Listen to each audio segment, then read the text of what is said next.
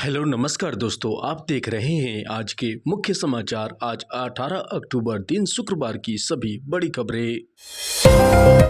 देश के मुख्य न्यायाधीश डीवाई चंद्रचूड़ का कार्यकाल अगले महीने नवंबर में समाप्त हो रहा है, जिसके बाद अब मुख्य न्यायाधीश ने भारत के अगले मुख्य न्यायाधीश के तौर पर उन्होंने जस्टिस संजीव खन्ना के नाम की सिफारिश की है। अब इसके बाद जस्टिस संजीव खन्ना देश के अगले मुख्य न्यायाधीश बनने वाले हैं। Justice Sanjeev Khanna supreme court के दूसरे वरिष्ठ जज हैं और वह भी मई 2025 में रिटायर हो रहे हैं। केंद्र सरकार को लिखे पत्र में मुख्य न्यायाधीश ने जस्टिस खन्ना को उनका उत्तराधिकारी बनाने की सिफारिश की है। इससे पहले मुख्य न्यायाधीश डीवाई चंद्रचूड़ 13 मई 2016 को पहली बार सुप्रीम कोर्ट में जज बने थे और इस तरह से अब नए मुख्य न्यायाधीश अपना पद संभालने के बाद करीब 6 महीने देश के मुख्य न्यायाधीश के रूप में सुप्रीम कोर्ट में अपनी सेवा देंगे।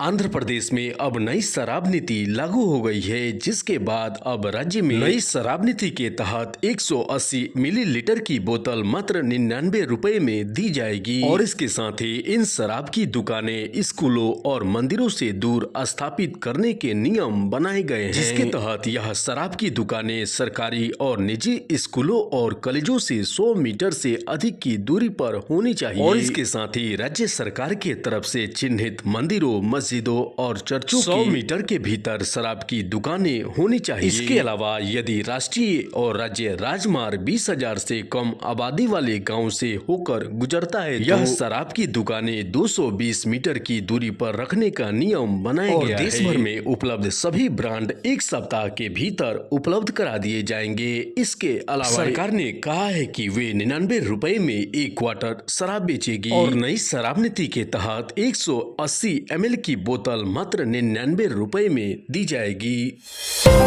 हरियाणा में बीजेपी के लगातार तीसरी बार शानदार जीत दर्ज करने के बाद नायब सिंह सैनी अब मुख्यमंत्री के रूप में शपथ ले चुके हैं। दूसरी बार मुख्यमंत्री बनने के बाद उन्होंने मंच पर मौजूद प्रधानमंत्री का आशीर्वाद लिया है। हरियाणा के नए मुख्यमंत्री नायब सिंह सैनी के शपथ ग्रहण समारोह में 19 राज्यों के मुख्यमंत्री पहुंचे हैं। इसके अलावा 16 राज्यों के डिप्टी सीएम भी पहुंचे हैं। इसके अलावा उत्तर प्रदेश के मुख्यमंत्री योगी आदित्यनाथ और असम के मुख्यमंत्री हेमंत बिस्वा शर्मा भी मौजूद हैं।